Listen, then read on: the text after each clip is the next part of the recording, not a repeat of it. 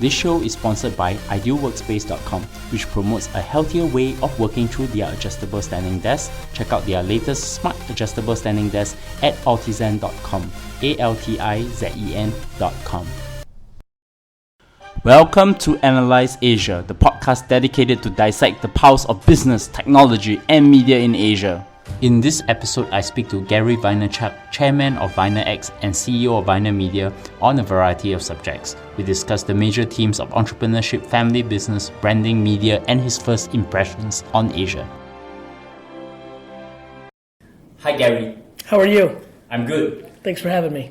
Thanks for having me too. And we are sitting in Property Guru's office in Singapore. And I'm talking to Gary Vaynerchuk, CEO of Vayner Media, and a very well-known media influencer in the United States, who I'm a fan of because I read a couple of his books, Crush It, Ask Gary V, Jab, Jab, Jab, Right Hook, and The Thank You Economy, and of course, listening to your podcast as well. Thank you very much. And plus your new sneakers, right? Yes, I have some new sneakers coming out. Thank you, my friend. Yeah, since you're out here in Asia, yes. I wanted to ask you, can you briefly introduce yourself to my audience who may not be familiar with what you have done in the US market? Yes, of course. Hey, everybody. I'm sure this is the first time you're, one of the first times, if not the first time you're getting exposed to me. So first of all, thank you for your attention. Thank you for supporting my friend's podcast here. You know, I was born in communist Soviet Russia, Soviet Union. I moved to the US in the late 70s. We were very poor. We were just happy to get out of that regime. Lived in a studio apartment with 8 family members in Queens, New York. So very humble beginnings. Much like a lot of American immigrants, my dad became a merchant, stock boy in a liquor store in the U.S. And in the early to mid 80s, he purchased a small liquor store in Springfield, New Jersey. So much like a lot of immigrants, he saved every dollar the first 7 or 8 years. We lived very humbly, save, buy a small business. That's what he did. I was a very entrepreneurial kid. Lemonade stands is a big thing in America. I would sell that. Baseball cards, sports memorabilia. I was very big on that. And then when I was 14, 15, I got dragged into my dad's liquor store. Fell in love with wine collecting and decided to launch one of the first e-commerce wine businesses back in 1997. Built my dad's business from a $3 million a year revenue business to a $60 million a year revenue business on the back of email, Google AdWords, and then ultimately YouTube when it first came out. YouTube sells for $2 billion. I read an article about Ron Conway, angel investor. I decide to become one. I invest in Facebook, Twitter, and Tumblr in 2007 and 2008, changes the course of my career. I want to buy the New York Jets, an American football team. The way I think I can do that is by buying businesses, brands specifically, and refurbishing them. So I decided 7 years ago to start a company called Vayner Media with my brother AJ, which is now a holding company, Vaynerx, where I also own Pure Wow, a women's publishing company. But we're an 800-person digital agency buying media, creating content, and distributing it across the social and digital web, Facebook, Twitter. But also, I synthesize myself for all of you in one way. I think that I day trade attention. And so what I mean by that is I'm obsessed with the notion of all of us who are listening right now want to achieve something, whether we want to sell something, whether we want to run for government, whether we want somebody to know about our daughter's music skills. And the way you do that is by getting somebody's attention and then telling them something.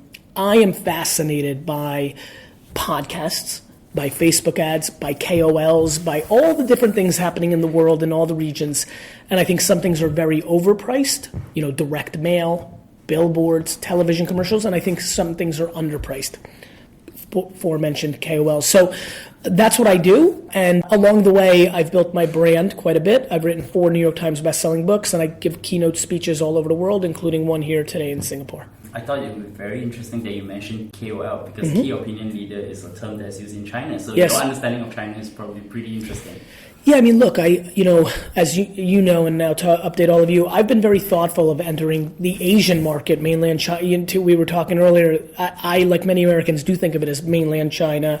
Then I put Japan and Korea into a bucket, and then I think about the rest. But I'm very aware of Singapore, Malaysia, Jakarta, things like that. I think about it thoughtfully. I pride myself in being open-minded and thoughtful. I think American businessmen and women tend to be closed-minded. We're very insular. It's something people don't understand about Americans. So I've been very thoughtful over the last 4 or 5 years, paying close attention. I was an angel investor in Path. So obviously I knew a lot of what was going on here.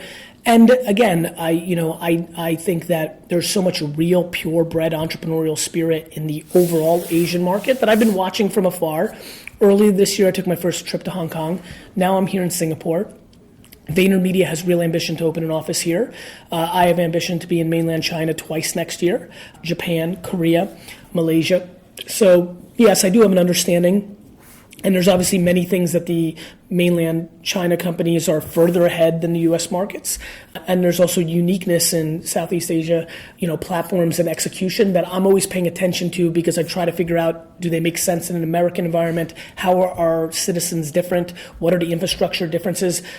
But yeah, I really want to win. And I think you can't win in the next 40 years without being thoughtful in every part of the world, including Africa and South America and things of that nature. I have enjoyed your books because you always thought about social media as a way to grab attention and Yes. the way you think about how to get customers to come towards you. A very customer-centric Yes. viewpoint. So I only have two questions before Please. we move to the rest of the more interesting stuff. Can you share about how you think of social media that has evolved from the past to today, and what are your favorite social media tools?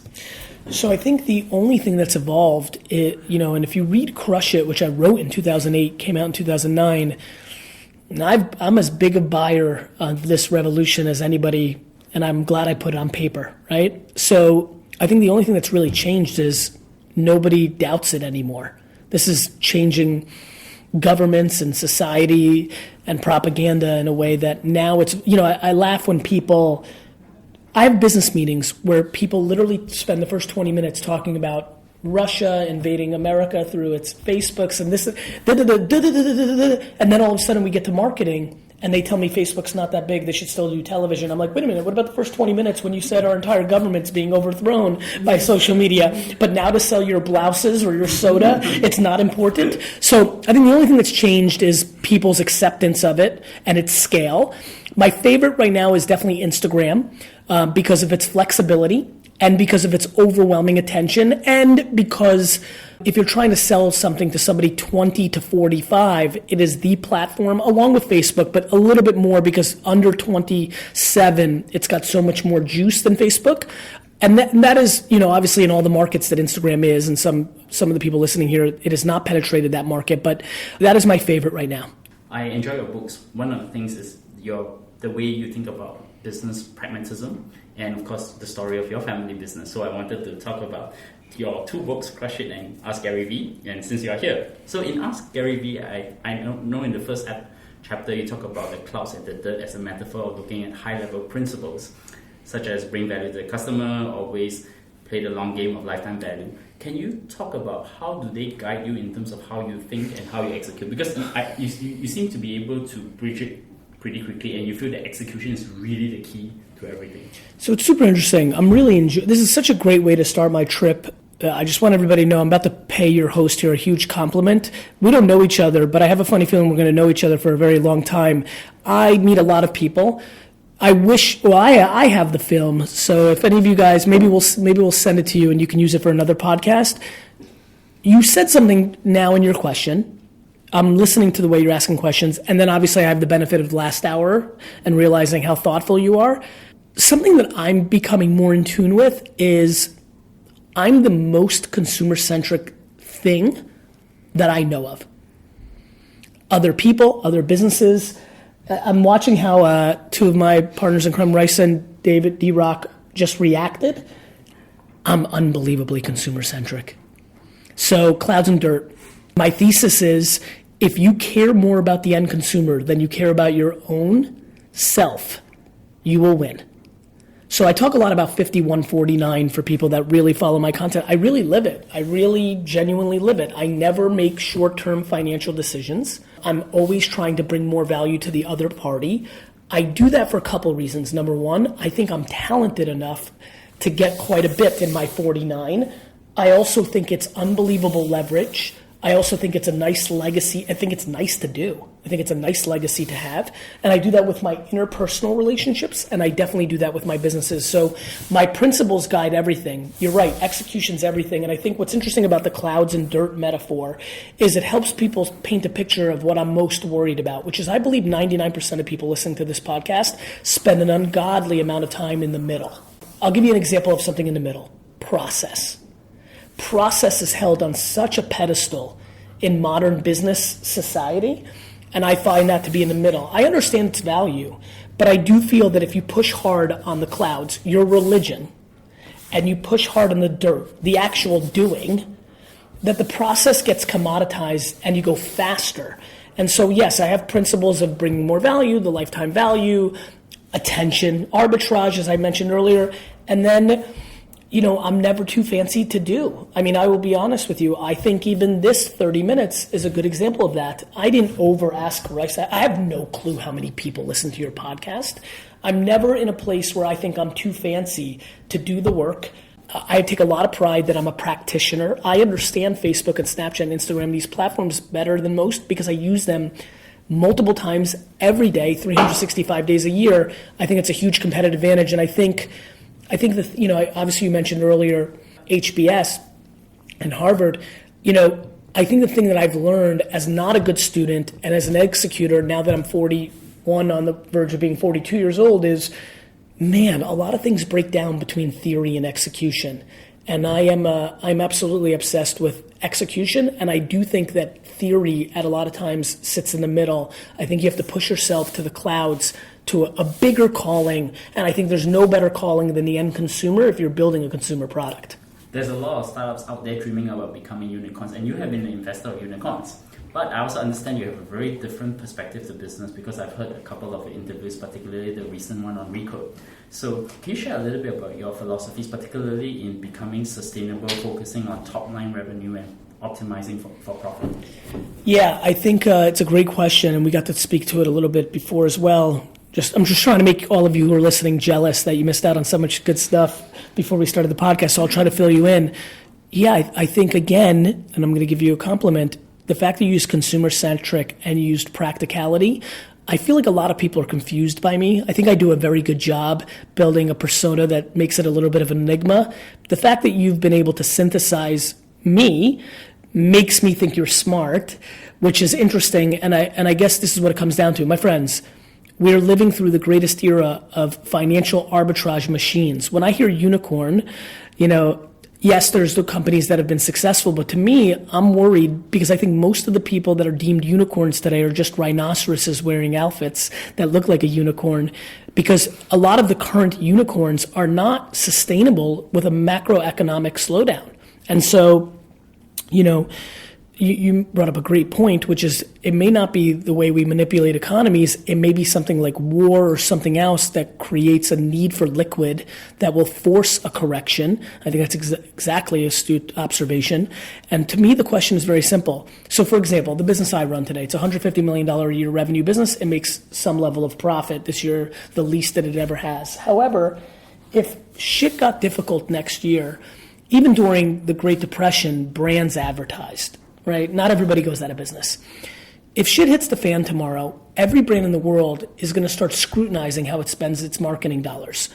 I believe if every brand lost half of its marketing budget next year, everyone, that my company would grow 10x because they would have to scrutinize where they spend their money, and spending it with us is far better than spending it with WPP agencies that want to sell highly profitable television and programmatic banners. So for me, I'm thinking about that. I think a lot of the unicorns are not profitable and they need the next round of capital.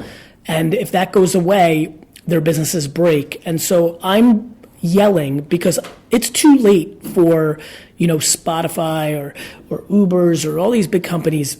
They're on their way. They're on their way. But there's a lot of young kids who are in the middle, who are raising their A or their B, who have no thought, none, of actually building a business. What they're trying to do is build a big enough valuation so that on their third fundraising round, they can take money off the table. The fact that there are kids who are able to get to a C and D round and are able to take tens and hundreds of millions of dollars off the table without ever building a successful business is clearly attractive.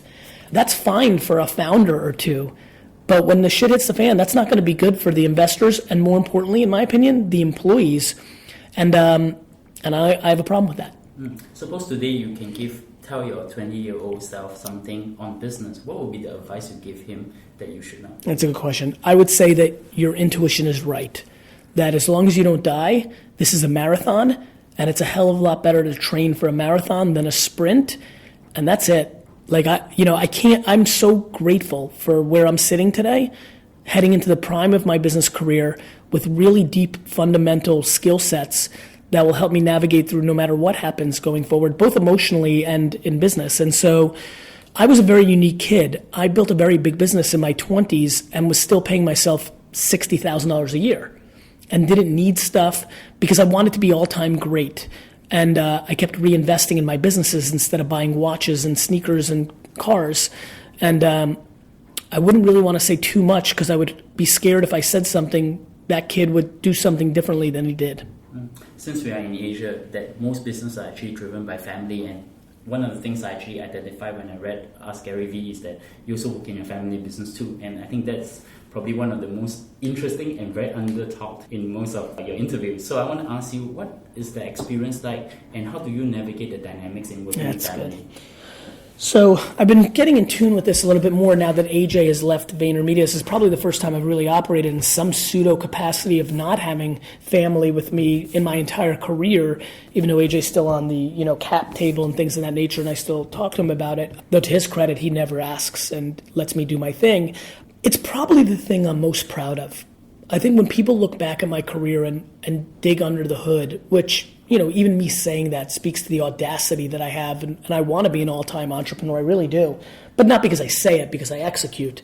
I'm very proud that from 22 to 34, I built my dad's business for him. To give you the answer for everybody who's listening, because it's very hard, the reason I've been able to make family businesses work is because I love my dad and brother more than I like money. It's just really not complicated. Family businesses are difficult because you're choosing between family and money. Let's make it very binary. You can pull over on the side of the road right now. You can turn off your treadmill. You can stop walking your dog. I promise you, that's all that's happening. It's the love of your family member versus the money, and what's overlaid, and the hardest part is pride, or the score, as I call it. My biggest problem hasn't been the money. It's been the competitive nature of trying to figure out who's better, me and my dad, me and my brother. The thing that has been most difficult is the narrative on who's driving the ship, who's the best player on the team, and getting the respect back and forth. And I would say it was easier with my brother than it was with my dad, that would make sense. But I think the reason I've been able to be successful is a little bit of 51-49. As I talked about earlier, I do that with my two family members. But I would say this, it is easily the most difficult thing that I think most people have to go through, because first of all, it's hard enough to build a business. When you overlay the emotional baggage of family dynamics, insecurities, fairness, and I also only worked with my brother who was 11 years younger. If my sister had joined the business, and she was 3.5 years younger than me, if she joined the wine business, that would have been another dynamic. It is very difficult. And I would tell everybody the following line. You've got to try your best to take a step back and think about the funeral of the other individuals and take that into account. The thing that always allowed me to navigate was I didn't want to be at my dad's funeral and have regret. And I felt that it was better to leave a lot of money on the table and bet on myself in the long term that I would be able to close the gap than to have no relationship with my father. And I think, for a lot of Asian youngsters, I feel like the Russian and the Asian family dynamics are far more similar than, let's say, a Russian or Asian dynamic to an American family. And so I think a lot of you are going to understand that.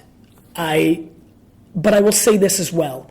I don't overreact either. I know your parents, like mine, expected respect. My dad wants respect just because he's my dad. I think that only goes so far. And so if you want to do something that is good for you legacy-wise and you feel good about when your parents are no longer in the picture, I recommend that. But I think you also have to draw lines in the sand for your own pride in your own life. And you have to be okay with making tough decisions. And so I have a lot of empathy on this subject matter. So I want to come to VaynerMedia because Yes. You're coming to Asia with VaynerMedia. Yes. What inspired you to start VaynerMedia, and what is the mission and vision of your company? I want to build the greatest marketing machine of all time. I call it the Death Star of marketing.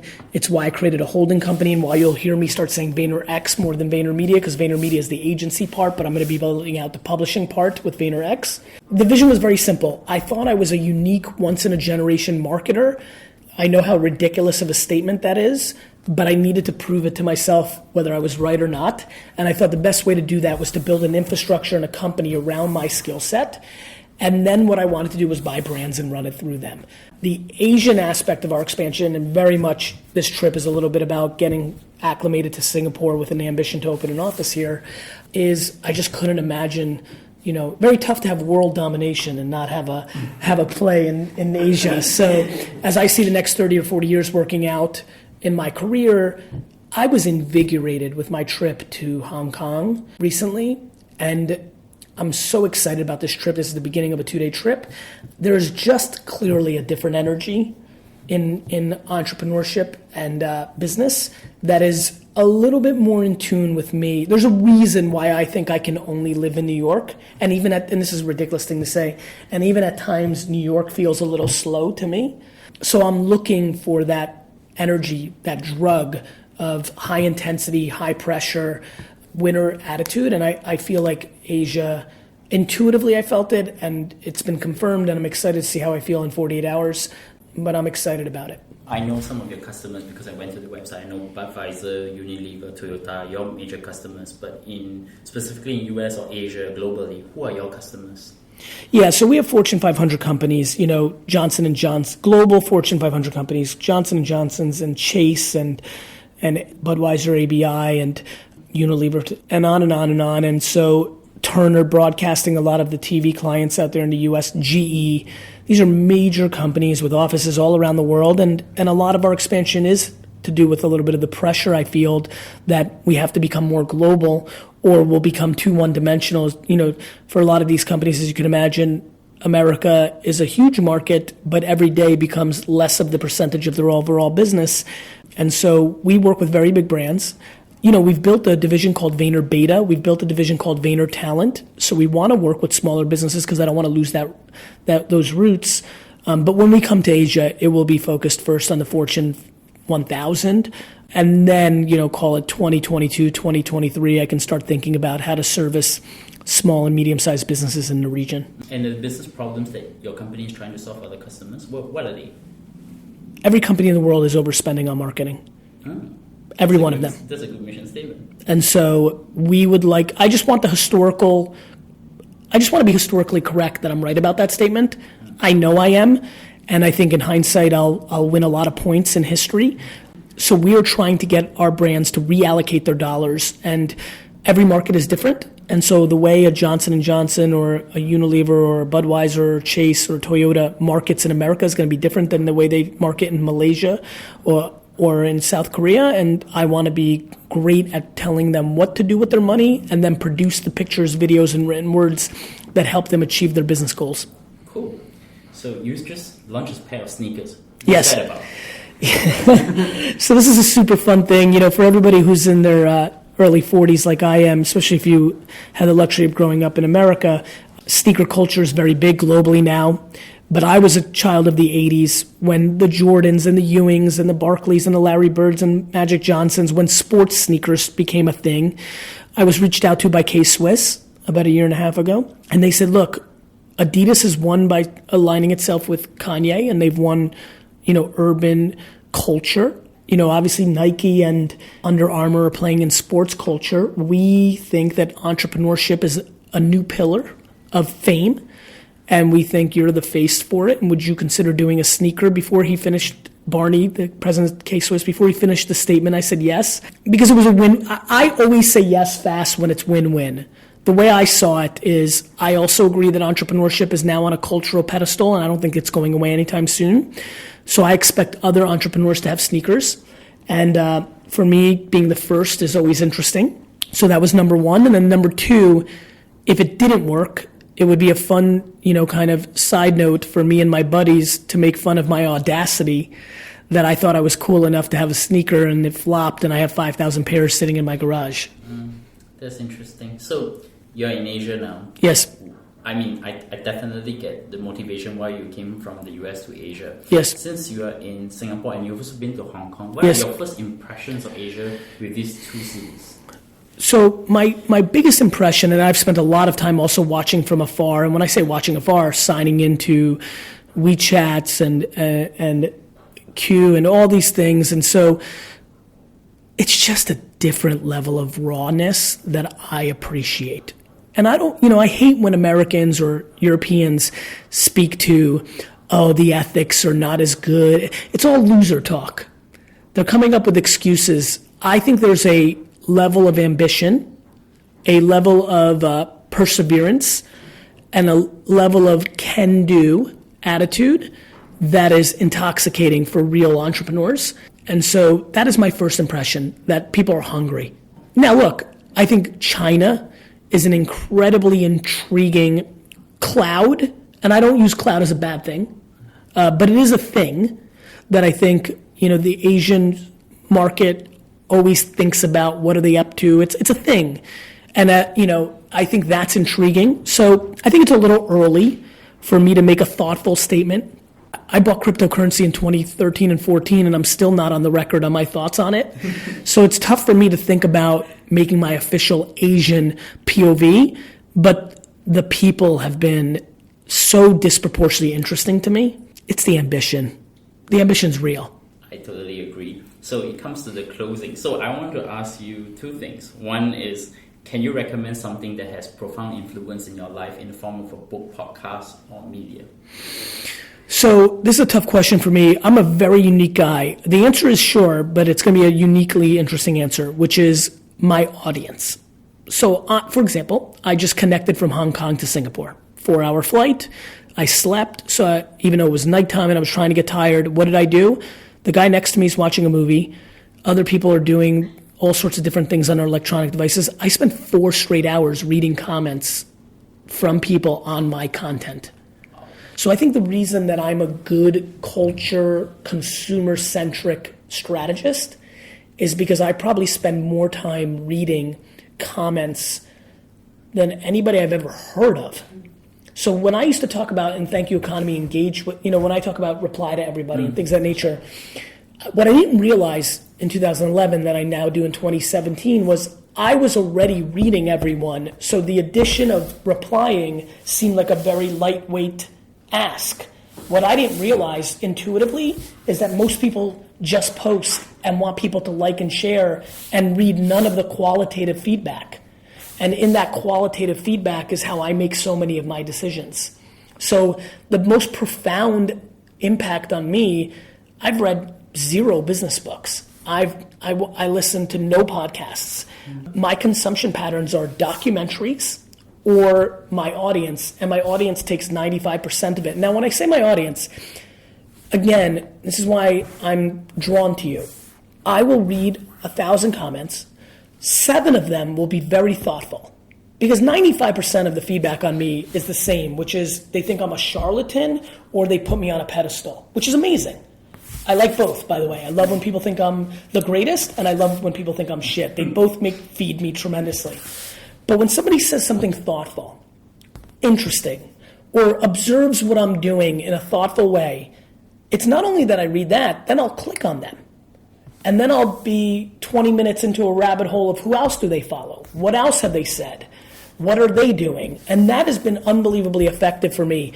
So that has been my greatest impact on me, which has been the audience itself. So I would definitely check out all the comments and to drop you a note. Please. So my last question, and I think this is really, for me to you, is a dumb question. How can my audience find you? They can find you almost everywhere, right?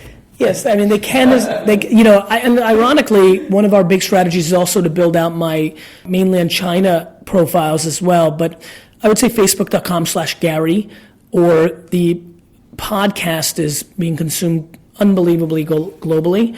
So the Gary V audio experience in a lot of iTunes or Google Play or Stitcher or Spotify or things of that nature. So, or you can Google or search Gary VEE. Usually something will pop up.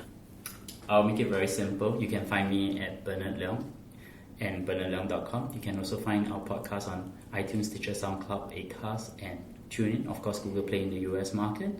Tweet to me, give me your most earnest feedback. And of course, I'm very honored here to actually talk to Gary Vaynerchuk, and I would definitely talk to you again at some point. 100,000%. Thank you, guys.